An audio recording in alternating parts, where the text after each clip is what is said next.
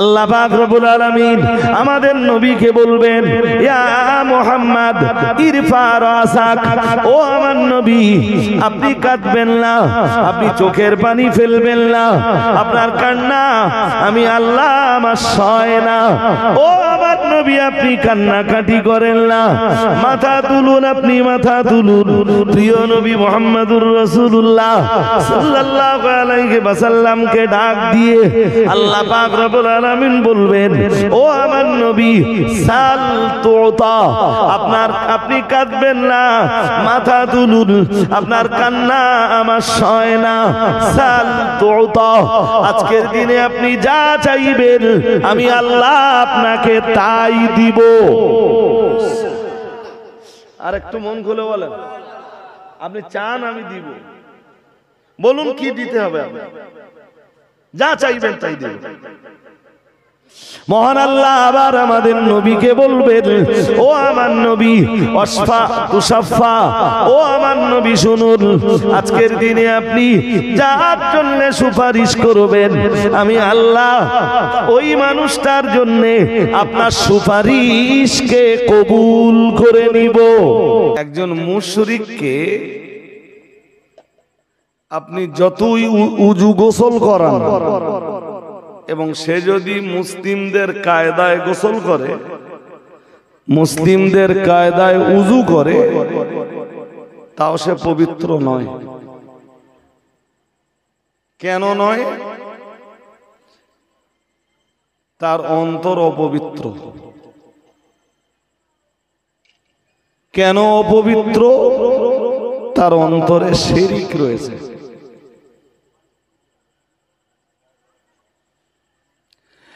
একজন মানুষ যতক্ষণ পর্যন্ত আন্তরিক বিশ্বাসের সাথে লা ইলাহা ইল্লাল্লাহ এই কথাটি উচ্চারণ না করে, লোকটার অন্তর ততক্ষণ পবিত্র হয় না, হয় না, হয় না।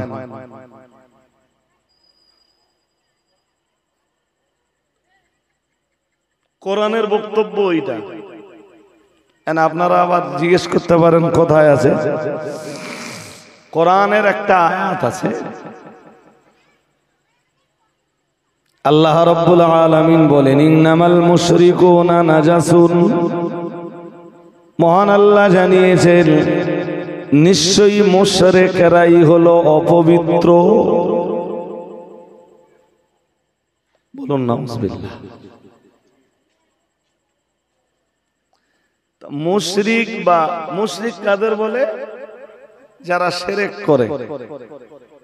শিরক আবার কি তার ব্যাখ্যা দিতে গেলে আমি এই যা শুরু করেছি আমি এই শেষ করতে পারবো না। এক কথায় আপনাকে এক কথায় বুঝে ফেলতে হবে, শিরক হলো আল্লাহর সাথে আল্লাহর পার্টনার নির্ধারণ করা, আল্লাহর মতো কেউ আছেন এইরূপ বিশ্বাস করা।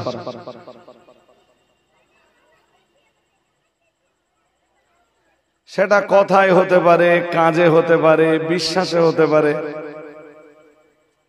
কেউ যদি বিশ্বাস করে যে আল্লাহ ইবাদত পাওয়ার যোগ্য, আল্লাহ ছাড়াও অন্যরা ইবাদত পাওয়ার যোগ্য, এর নাম শিরক।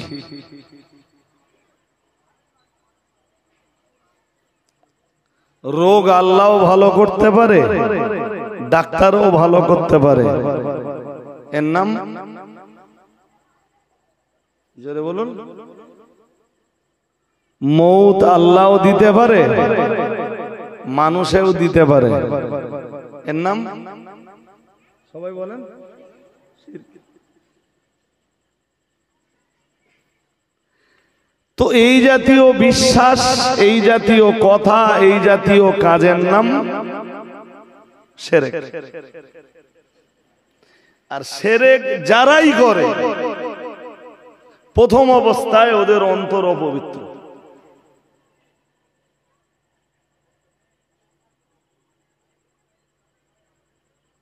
এমনকি শিরকিয়াতের যে অনুষ্ঠানগুলো আছে, এই অনুষ্ঠানগুলোতে অংশ নিলেও একজন ইমানদারের ইমান চলে যাবে।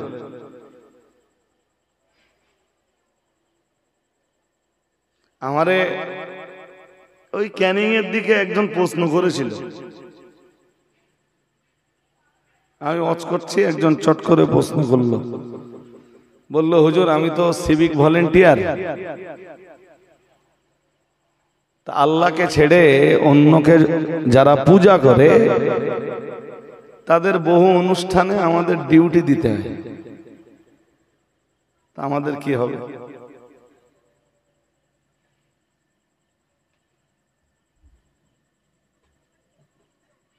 তা সে আমি এক কথায় জবাব দিলুম যে আপনার ডিউটি দিতে যাওয়াটা এটা শিরক নয়। আপনি সেখানে যাচ্ছেন, গভর্নমেন্ট বা সরকার আপনাকে নিরাপত্তার দায়িত্বে নিযুক্ত করেছে, আপনি আনুষ্ঠানিক অংশগ্রহণ করতে যাচ্ছেন না, তাই আপনার তাতে ঈমান যাবে না।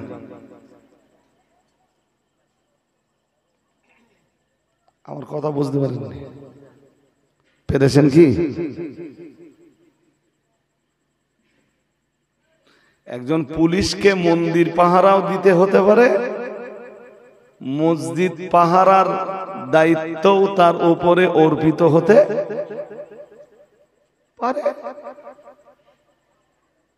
এই জলসা নিরাপত্তার জন্য আমি বহু জলসায় যেয়ে দেখেছি 4 জন 5 জন 7 জন 10 জন পর্যন্ত পুলিশ জলসার নিরাপত্তায় আছে। আবার যখন পূজা পার্বণ হয় সেখানেও বহু পুলিশকে যেতে হয়। কেউ যদি শিরকের অনুষ্ঠানে যদি মাখামাখি না করে, তার বাবা ডিউটি পড়েছে, সে যে ডিউটি করছে, এটা তার জন্য দোষের নয়। কিন্তু কোন মুসলিম যদি ইচ্ছাকৃত ভাবে কোনো কারণ ছাড়াই শিরকের অনুষ্ঠানে যায়, ওর ঈমান চলে যাবে এবং লোকটা মুশরিক বলে গণ্য হবে।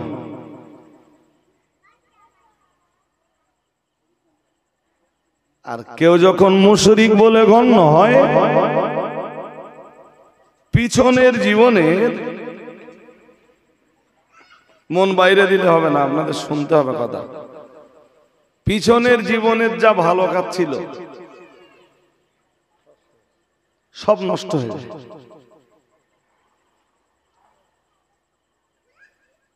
যেমন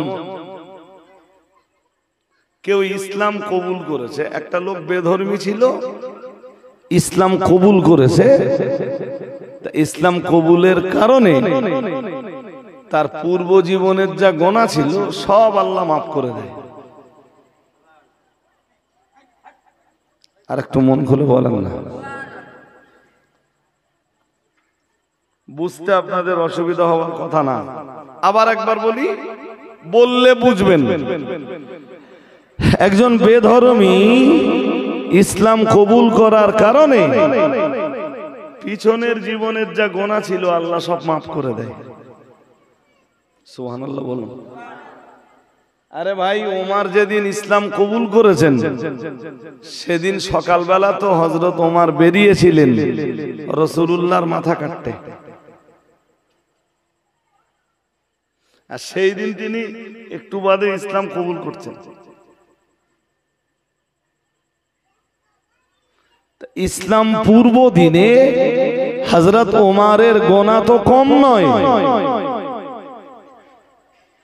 সব গোনা আল্লাহ মাফ করে দিয়েছেন হযরত ওমর ইসলাম কবুল করার সঙ্গে সঙ্গে। আর একটু মন খুলে বলেন। দেখেন, আমি এই কথা বেগার বলছি না, বলো। তো একজন বেধর্মী ইসলাম কবুল করলে যেমন তার গোনা সব পিছনের জীবনের গোনা সব মাফ হয়ে যায়, ঠিক তথাই বছো ইমানের গণ্ডির ভিতরে থাকা একজন মানুষ ইমানের গণ্ডি থেকে বেরিয়ে যেই শেরকে লিপ্ত হয় তার পিছনের জীবনের আমলগুলো তখন সব নষ্ট হয়ে যায়। বুঝতে অসুবিধা হচ্ছে? হ্যাঁ, পিছনের 30 বছরের নামাজ পড়া নেকি, 30 বছরের রোজা রাখা নেকি, হজ করা নেকি, যাকাত দেওয়া নেকি, দান সাদকা করা নেকি সব নষ্ট হয়ে যায় কেউ যখন শিরকের ভিতরে জড়ায়। নাউজুবিল্লাহ। আর একটু জোর করে বলুন। এই জন্যে কোন মুসলিমের উচিত নয়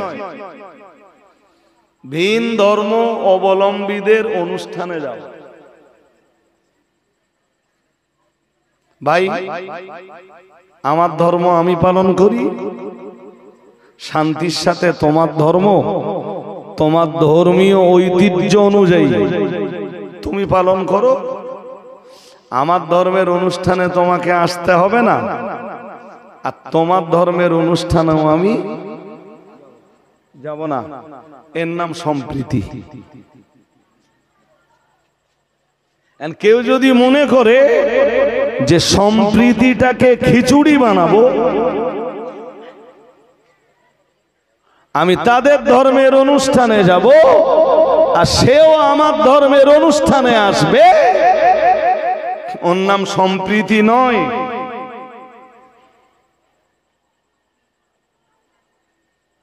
ওটাই আপনার ঈমান নষ্ট হয়ে যাওয়ার মূল ওসিলা।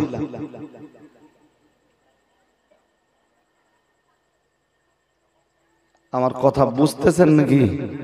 হ্যাঁ, সুতরাং আজকে যারা বসেছেন, হ্যাঁ, একজন ভিন ধর্ম অবলম্বী সে খুব অসুস্থ হয়েছে, আল্লাহ সৃষ্টি জীব হিসাবে তার ট্রিটমেন্টের খরচ আপনি দিতে পারেন। একজন অন্য ধর্মের মানুষ খাওয়া পায় না,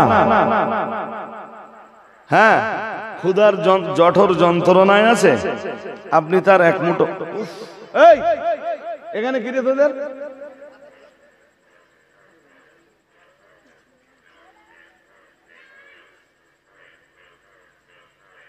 আবার বলছি, একজন অন্য ধর্মের মানুষ, সে হিন্দু হোক, ইহুদি হোক, খ্রিস্টান হোক, অন্য ধর্মের মানুষ হোক, ABC XYZ যেই হোক, সে কেউ ক্ষুধার্ত আপনার কাছে খাবার চাইছে, আপনি তাকে খাবার দিতে পারেন। নিজে তার লজ্জাঙ্গ ঢাকার মতো কাপড় নেই, আপনার উপার্জনের পয়সা দিয়ে আপনি তাকে লজ্জাঙ্গ ঢাকবার কাপড় কিনে দিতে পারেন। ইসলাম এইগুলো মানা করেনি তো। আজও আমরা এই কাজগুলো করি।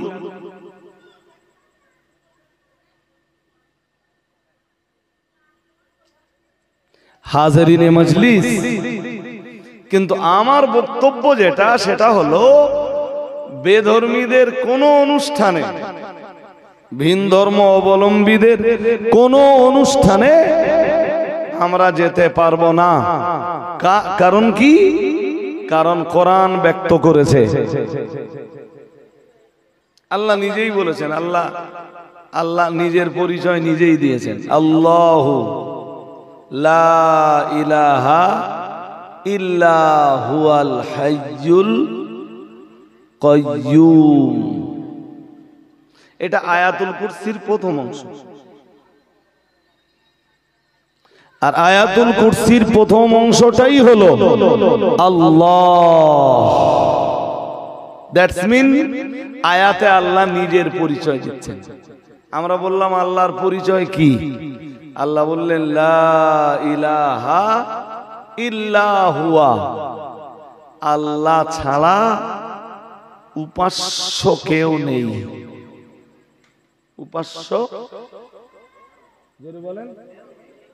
উপাস্য মানে ইবাদতের যোগ্য, উপাস্য মানে ইবাদত পাওয়ার, সাজদা পাওয়ার যোগ্য, উপযুক্ত, আল্লাহ ছাড়া দ্বিতীয় কেউ নাই। নাই, জোরে বলেন। এবার আপনারা যদি প্রশ্ন করেন যে নেই কেন, তো আপনাদের প্রশ্ন থাকলে আমার উত্তর আছে।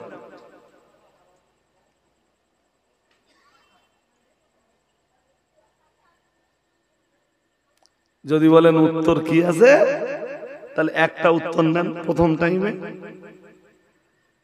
ভাই একটা উত্তর হলো, আল্লাহ আয়াতুল কুরসিতেই জবাবটা দিয়েছেন। আল্লাহ বলেন হুয়াল হাই আল কাইয়ুম। আয়াতুল কুরসির ভিতরেই জবাব আছে যে আল্লাহ ছাড়া কেন উপাস্য নাই। তা তার জবাব আল্লাহ জবাব দিয়ে বললেন আল হাইয়ুল কাইয়ুম। সুবহানাল্লাহ। আর একটু মন খুলে বলেন না। আল্লাহ বললেন তিনি চিরঞ্জীবী। তিনি মানে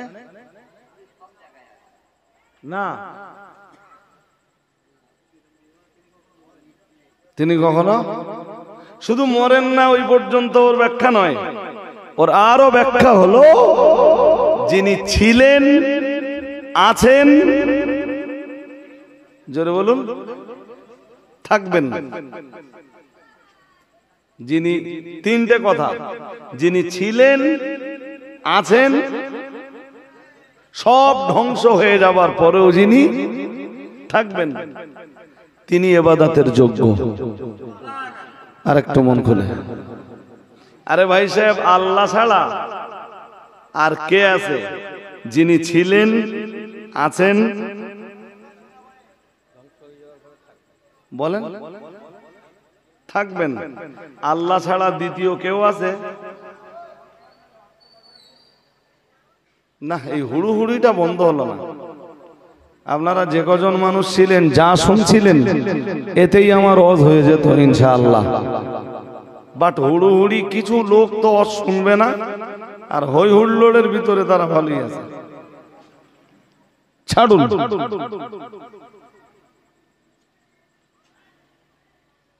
রাসূলুল্লাহ যখন ইন্তেকাল করলেন, রাসূলের ইন্তেকাল হযরত ওমর মেনে নিতে পারছিলেন না। হযরত ওমর ভাবছিলেন আমার নবীর মৃত্যু হয়েছে,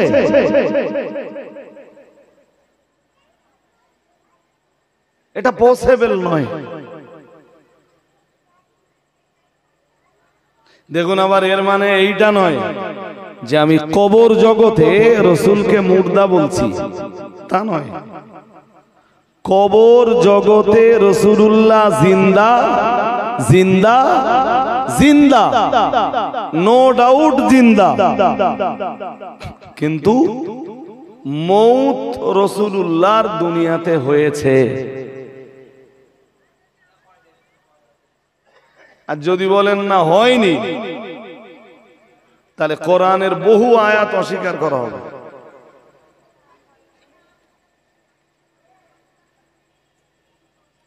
মৃত্যু রাসূলের হয়েছে দুনিয়ায়, কিন্তু কবরে তিনি হায়াতুন নবী। ও পর্যায়ে আলাদা, এ পর্যায়ে আলাদা।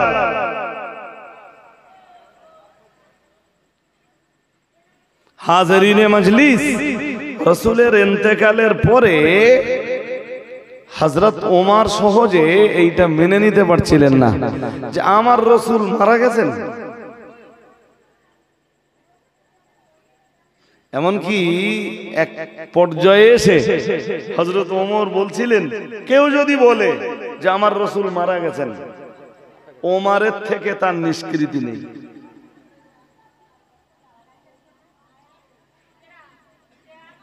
হযরত আবু বকর ঘর থেকে বেরিয়ে ওমরকে শান্ত করলেন। বাকিটা তো ইতিহাস, আমি ইতিহাস বলতে চাচ্ছি না বাবা, তবে বুখারী শরীফের একটা অংশ শোনাতে চাচ্ছি। হযরত ওমর বলেছিলেন যে ফামান কানা ইয়াবুদু মিনকুম মুহাম্মাদান সাল্লাল্লাহু আলাইহি ওয়াসাল্লাম ফাইন্না মুহাম্মাদান সাল্লাল্লাহু আলাইহি ওয়াসাল্লাম কদ মাত। এই বাচ্চারা তোদের এখানে কি রে, চামড়ায় বাড়ি দিলি ভালো হবে?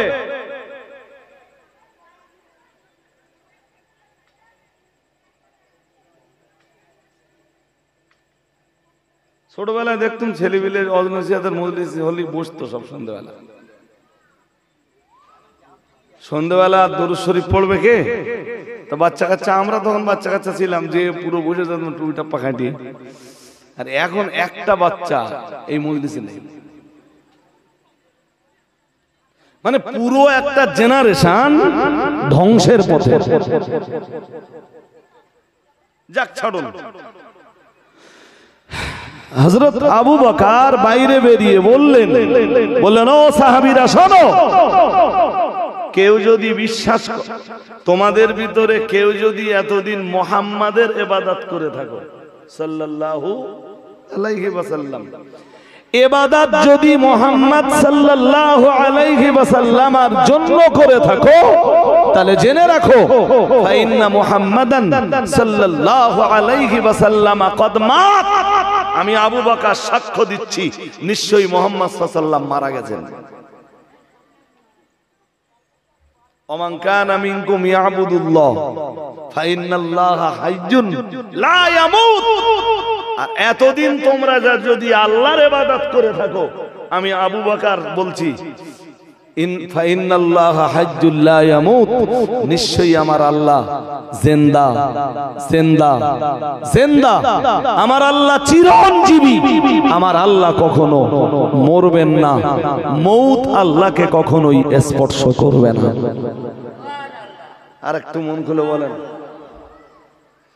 তাহলে ইবাদতের যোগ্য হওয়ার জন্য কি লাগবে? চিরঞ্জীবী হওয়া লাগবে।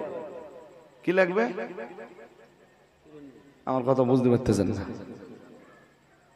আরে ভাই সাহেব, ইবাদতের উপযুক্ত হওয়ার জন্য চিরঞ্জীবী হওয়া লাগবে।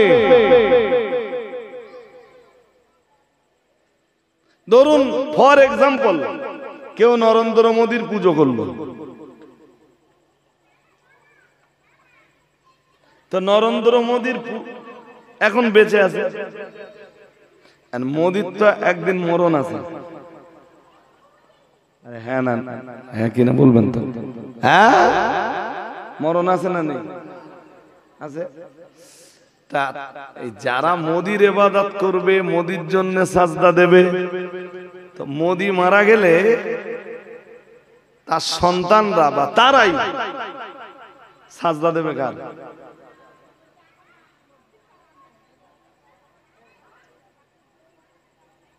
আমরা বললাম আল্লাহ আপনি একমাত্র ইবাদতের যোগ্য, কেন? আল্লাহ বললেন কেন শুনবা? হুয়াল হাই আল কাইয়্যুম, আমি ইবাদতের যোগ্য এই জন্য যে আমি হলাম চিরঞ্জীবী। সুবহানাল্লাহ। আর একটু মন খুলে বলুন, আমি ছিলাম, আছি, জোরে বলেন।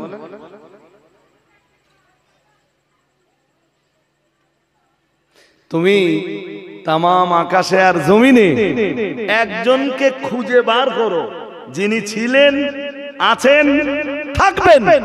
যদি দ্বিতীয় কাউকে পাও, ইবাদত তার জন্য করতে পারো। পাবে না তুমি দ্বিতীয় কাউকে। অতএব আমাকে ছাড়া দ্বিতীয় কাউকে সাজদা করার উপযুক্ত ভেবো না, আর আমাকে ছাড়া দ্বিতীয় কাউকে সাজদা তুমি কখনো দিও না। আমার কথা বুঝতে অসুবিধা হচ্ছে? আরে হ্যাঁ না জোর করে বলবেন তো, অসুবিধা হচ্ছে? হ্যাঁ, এর আয়াতুল কুরসি নিয়ে ওয়াজ করলে আমার তো একদিনের 2 ঘন্টা রদ হয়ে যাবে। তারপরও বলছি, আল্লাহ এরপরে আবার জানিয়েছেন হুয়াল হাইয়ুল কাইয়্যুম, মহান আল্লাহ জানিয়েছেন আল্লাহ শুধু চিরঞ্জীবী নন, মহান আল্লাহ হলেন আল কাইয়্যুম।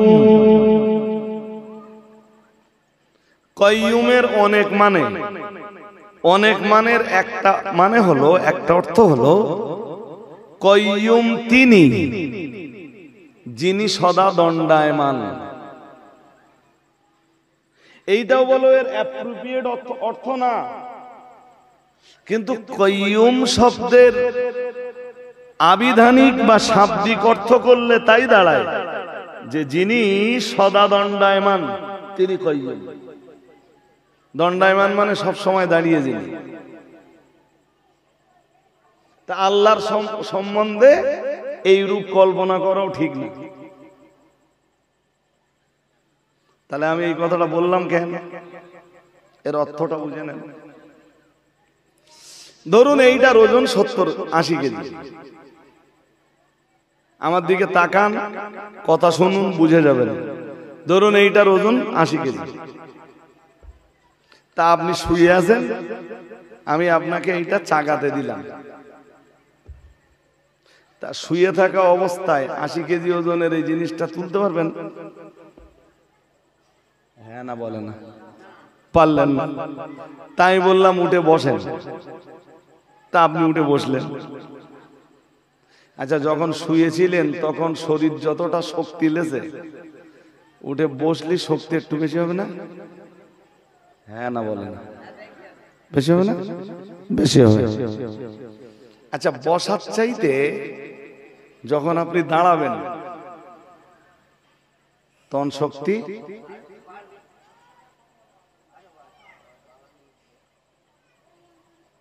যে কারণে কাইয়ুমের আর এক মানে হলো যে কাইয়ুম তিনি যিনি সবচাইতে বেশি শক্তিমান। তামাম আসমান তামাম জমিনের সব শক্তি যার শক্তির কাছে দুর্বল হয়ে যায় তিনি হলেন কাইয়ুম। আর একটু মন খুলে বলেন, একমাত্র দুর্বল হয় না কার শক্তি? কথা বলেন না, বলবেন তো? একমাত্র দুর্বল হয় না কার শক্তি? আপনি নিজের পর্যায়টা একটু ভাবুন। এখান থেকে 35 বছর আগে কি 38 বছর আগে আমি যখন বাচ্চা ছিলাম তখন আমার গায়ে একরকম শক্তি ছিল। 10 বছর বয়সে আর এক রকম শক্তি, 18 বছরে আর এক রকম শক্তি, 25 বছরে আর এক রকম কন্ডিশন, 35-এ যে এবার শক্তি পড়তে থাকবে। হ্যাঁ না বলে না? তাই তো। 40 টপকে গেল, শক্তি আরো বলবেন তো 50, 55, 60, শক্তি আরো 65, 70, 75, 80, 90,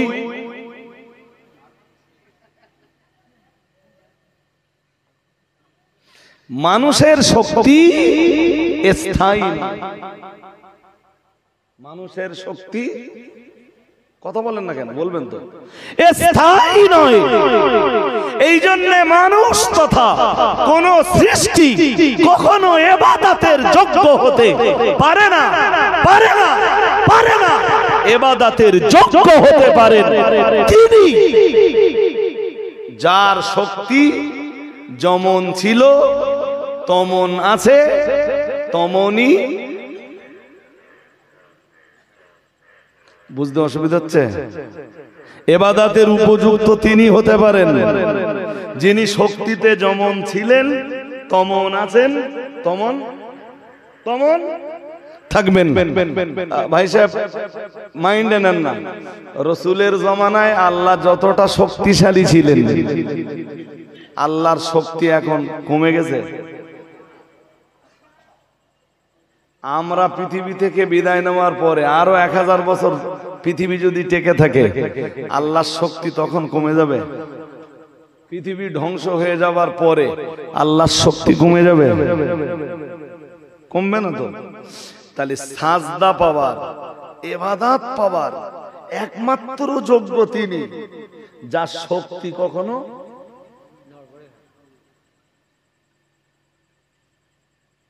আমি কি বলে কথা বলে আপনাদের বোঝাতে পারছি নাকি? এই জন্য আপনি তাকে সাজদা দেবেন, এই জন্য আপনি তাকে ইবাদত করবেন, এই জন্য আপনি বেশি বেশি তাকে ডাকবেন। কাইয়ুমের আরো ব্যাখ্যা নেবেন। কাইয়ুমের আল্লাহর এক সিফাতি বা গুণবাচক নামই হলো কাইয়ুম। কাইয়ুমের আর এক ব্যাখ্যা হলো যিনি সুপ্রতিষ্ঠিত। এই শব্দগুলো আপনাদের জন্য হয়তো একটু কঠিন হবে, তবু শুনলে আপনি কেন শিরক করবেন না? আল্লাহর সমতুল্য কেউ থাকলে তবে তো আপনি তার জন্য ইবাদত করবেন, নেই তো কেউ দ্বিতীয়।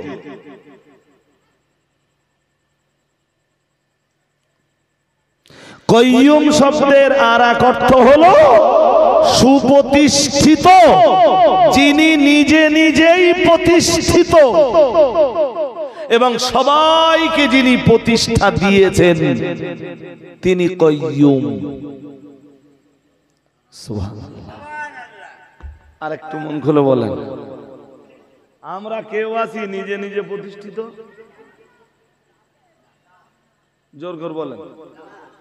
আমাদের প্রতিষ্ঠার পিছনে কারো না কারো অবদান আছে, কারো না কারোর অবদান তো আছে, আছে না নেই? আমি লেখাপড়া শিখেছি, কেউ না কেউ আমার শিখিয়েছে তো।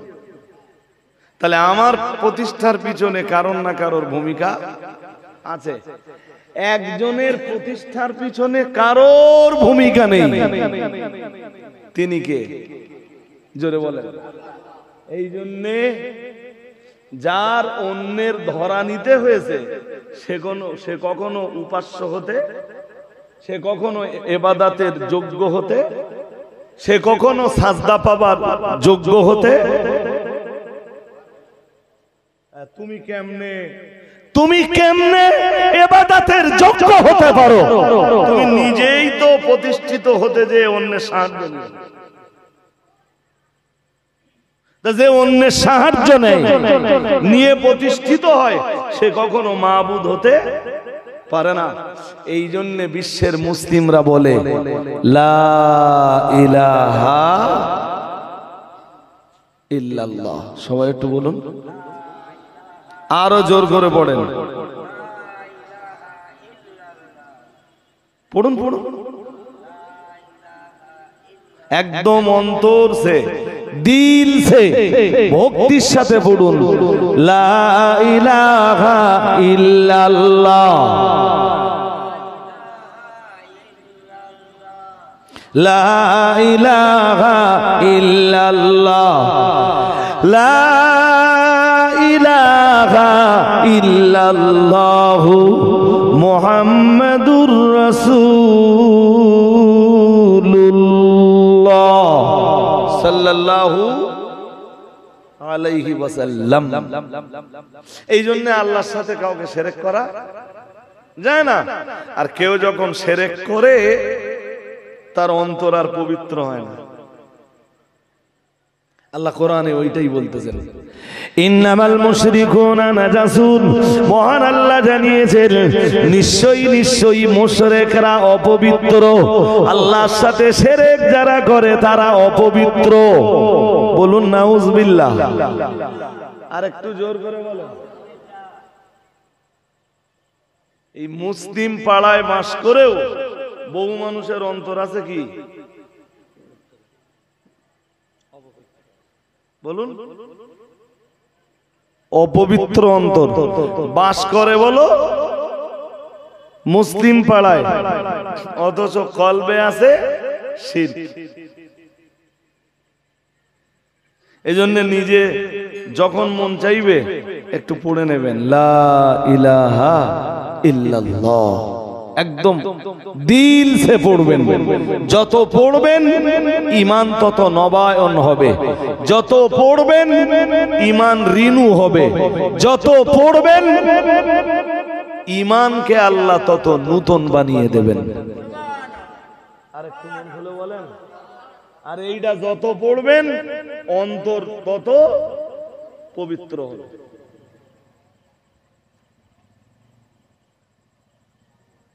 আমি কি ওয়াজ দিয়ে শুরু করেছিলাম মনে আছে? বলেছিলাম পবিত্রতার অনেক পর্যায় আছে, যার একটা পর্যায় হলো কালবি পবিত্রতা, অন্তরের পবিত্রতা। সেই অন্তরের পবিত্রতা হাসিল হওয়ার একটা উপায় হলো শিরক মুক্ত অন্তর তৈরি করা, যে অন্তরে শিরক থাকবে না। ইনশাআল্লাহ বলুন। আমি চাইবো তো কার কাছে চাইবো? আল্লাহর কাছে চাইবো। আমি কোন পীরের মাজারে যেয়ে চাইবো না, ওটা শিরক। তুই পীরের কাছে চাইবা কেন? তোমার পীর সাহেবই তো আল্লাহর কাছে চেয়েছে। তুমি কোন নবীর মাজারে যেয়ে চাইতে পারবে না, কারণ তোমার নবী তো কার কাছে চেয়েছেন? জোরে বলেন। তুমি পীরের কাছে যেয়ে চাচ্ছ কেন?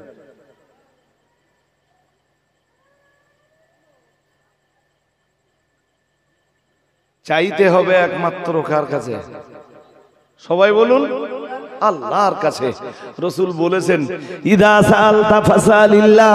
প্রিয় নবী মুহাম্মদুর রাসূলুল্লাহ সাল্লাল্লাহু আলাইহি ওয়াসাল্লাম আল্লাহ পাকের নবী জানিয়েছেন, ইদা সাআলতা ফাসালিল্লাহ। যখন তুমি চাইবা তো শুধুমাত্র আল্লাহর কাছেই চাও। ও বাবাজিরা ভাইরা, আপনি চাইবেন কিছু তো আল্লাহর কাছে চাইতে থাকুন, কাকুতি মিনতি করুন, অনুনয় বিনয় করুন। মহান আল্লাহ আপনার আবেদন, আপনার দোয়াকে মঞ্জুর করে নিয়ে নিশ্চয়ই আপনাকে তা নসিব করে দিবেন। আর একটু মন খুলে বলেন। আয়াতুল কুরসিতে আরো দেখবেন ওর পরের অংশে আছে, লা তাখুযুহু সিনাতু ওয়ালা নাওম। আমি আয়াতুল কুরসির তাফসীর করতে বসিনি, তো পরের অংশে আল্লাহ বলেছেন আল্লাহ ঘুমান না, আল্লাহ তন্দ্রা নিদ্রা কোনো কিছু আমার আল্লাহকে স্পর্শ। এই আমাদের যেটা হয়, কি হয় আমাদের তাকান, এই যে শুক্রবারে মসজিদে বসে আছেন, ইমাম খুতবা পড়তেছে, রাত্রে একটু ঘুম কম হয়েছে,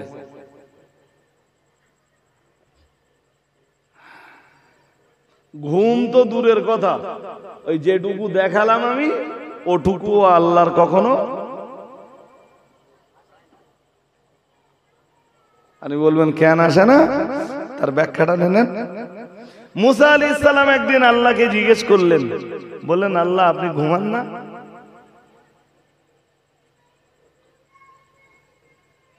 তা আল্লাহ বললেন, মুসা জবাব তোমাকে আমি দিব, তবে তার আগে একটা কাজ আছে। মুসা আলাইহিস সালাম বললেন কি? বললেন একটা কাঁচের পাত্র নিয়ে এসো। আমাদের তাকান, হতে পারে সেটা কাঁচের গ্লাস।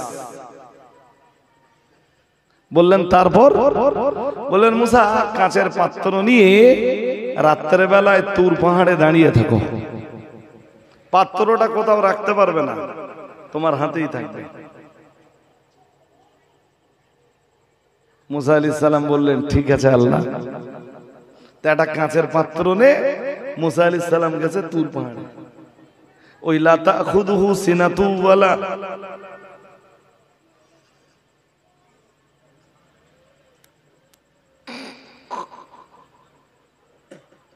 এই গোছি এই তোর কি এখানে মানে বাড়ি যা।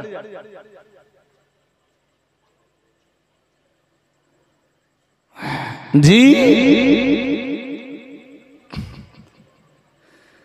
হযরত মুসা আলাইহিস সালাম তুর পাহাড়ে একটা কাঁচের গ্লাস নিয়ে বা কাঁচের পাত্র নিয়ে দাঁড়িয়ে আছে। আচ্ছা রাত ভারী হলে, রাত যখন গভীর হবে, আস্তে আস্তে আস্তে আস্তে আস্তে আস্তে একটু ঘুম ঘুম ভাব হবে না? আর যখন ঘুম ঘুম ভাব হয় তখন এই হাত পা কাজ করে, করবে। মুসা আলাইহিস সালাম একটু তন্দ্রামগ্ন হয়ে গেলেন, একটু যেই না নিদ্রামগ্ন হয়ে গেলেন, হাত থেকে গ্লাসটা পড়ে গেল।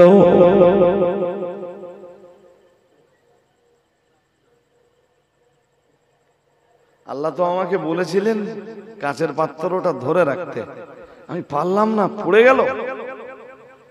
আমার আল্লাহ পাক মুসা নবীকে ডাক দিয়ে বললেন, ও আমার নবী মুসা, আমি আল্লাহ পাক রব্বুল আলামিন আমার ব্যাপারে তুমি না প্রশ্ন করেছিলে আমি ঘুমাই কিনা, আমি তন্দ্রাচ্ছন্ন হই কিনা, আমি নিদ্রামগ্ন হই কিনা। ও আমার নবী মুসা, আমি আল্লাহ পাক রব্বুল আলামিন বলছি, তুমি নিদ্রামগ্ন হওয়ার কারণে একটা কাচের পাত্র, কাচের গ্লাসকে হেফাজত করতে পারলে না। কাচের গ্লাসটা তোমার হাত থেকে পাথরের উপরে পড়লো, চূর্ণ বিচূর্ণ হয়ে গেল।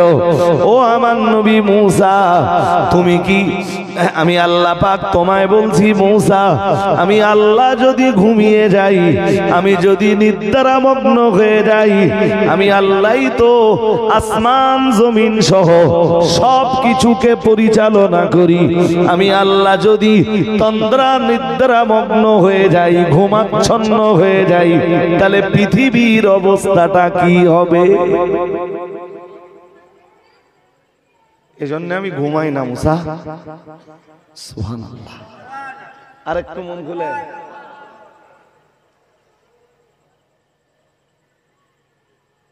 মানুষের বুদ্ধি টুদ্ধি থাকলে আর এই এই এই কাঠের পুতুল এসবের মানুষ পুজো করত?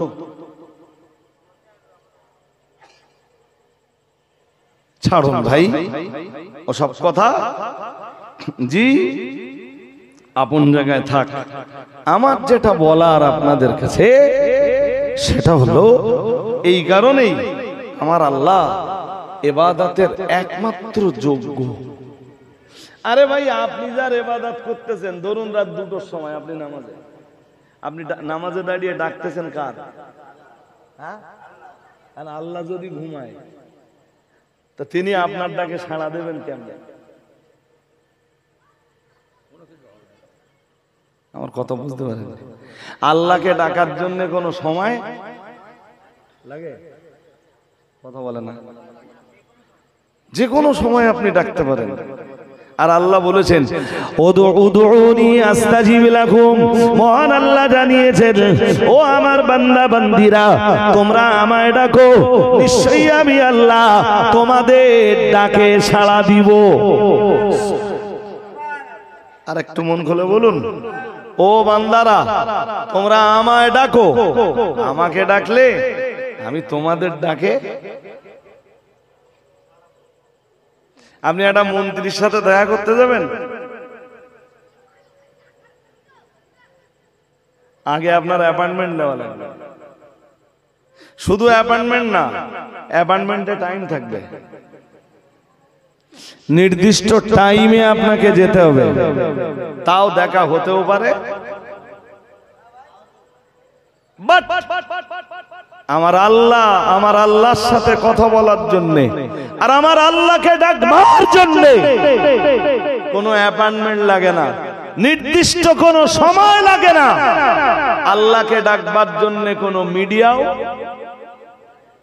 মানে মাধ্যম, যে ওরে ধরে গেলি মন্ত্রীর সাথে আমার দেখা হবে, ওর মাধ্যমে গেলে আমি প্রধানমন্ত্রী নরেন্দ্র মোদীর সাথে কথা বলতে পারবো। আমার আল্লাহর সাথে কথা বলবার জন্য, এই ছেলে কি হলো, কোন সমস্যা? তাহলে হুড়হুড়ি করলে হবে না কেন? এটা ওয়াজের মজলিস, এর পবিত্রতা সব সময় বজায় থাকবে। জি,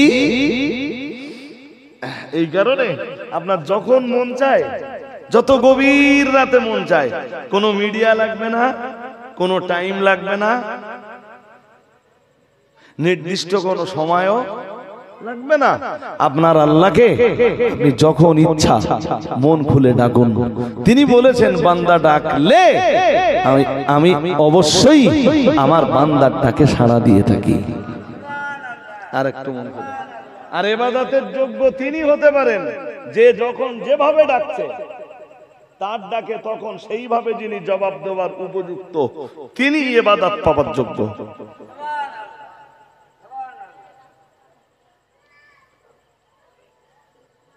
শিরক হারাম কেন, শিরক করতে নেই কেন, আমি কি এই কথাগুলো আপনাদের মোটামুটি বোঝাতে পারলাম? তুমি এইরকম আর একজন খুঁজে দাও দিন দেখি, যারে যখন ডাকবা সে তখন সেই অবস্থায় তোমার ডাকে সাড়া দেবে।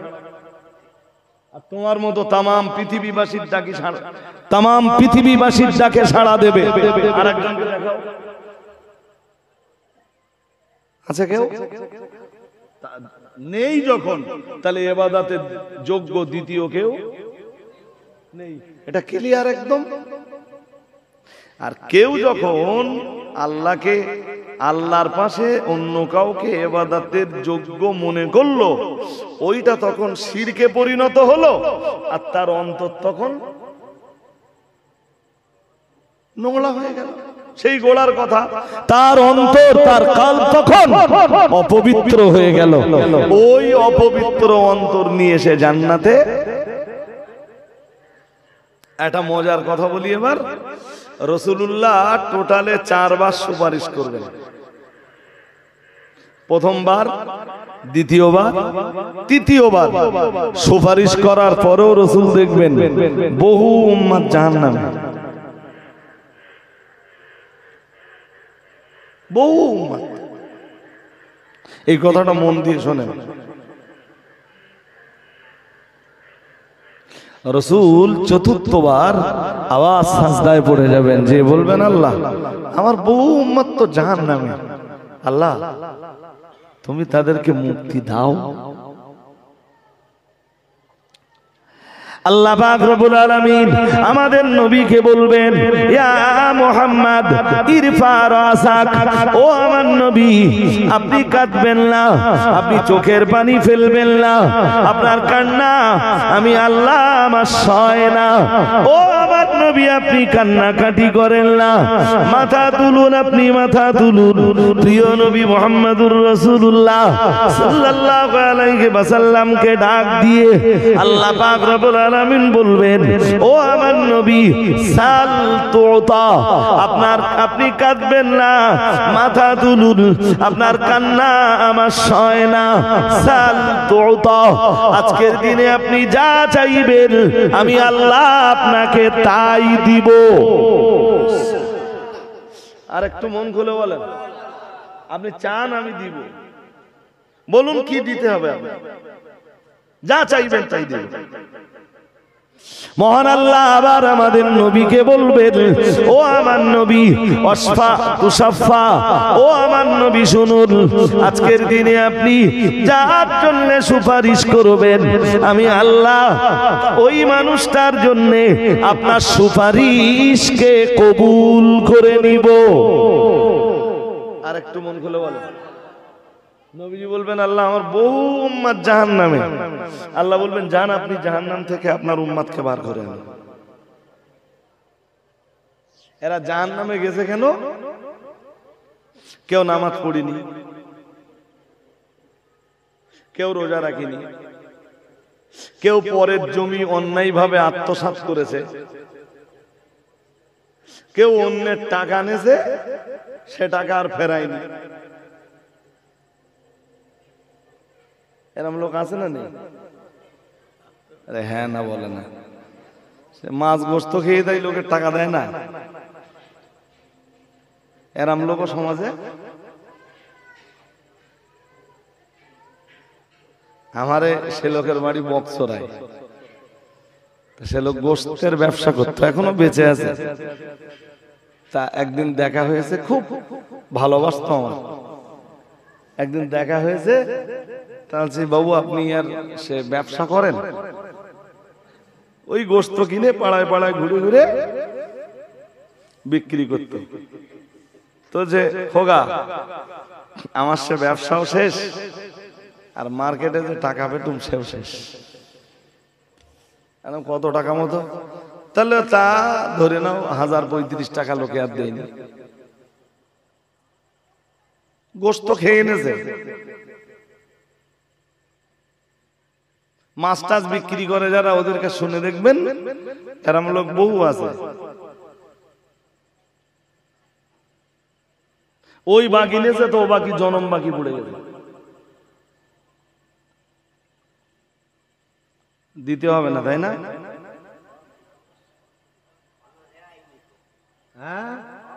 হাসরের ময়দানে ও দুটো অপশন, হয় তোমার নেকি কেটে আল্লাহ শোধ করে দেবে, আর তোমার নেকি যদি না থাকে তাহলে ওর কিছুটা গোনা ওই টাকার পরিমাণ অনুযায়ী খানিকটা গোনা কেটে আল্লাহ তোমার ঘাড়ে চেপে দেবে।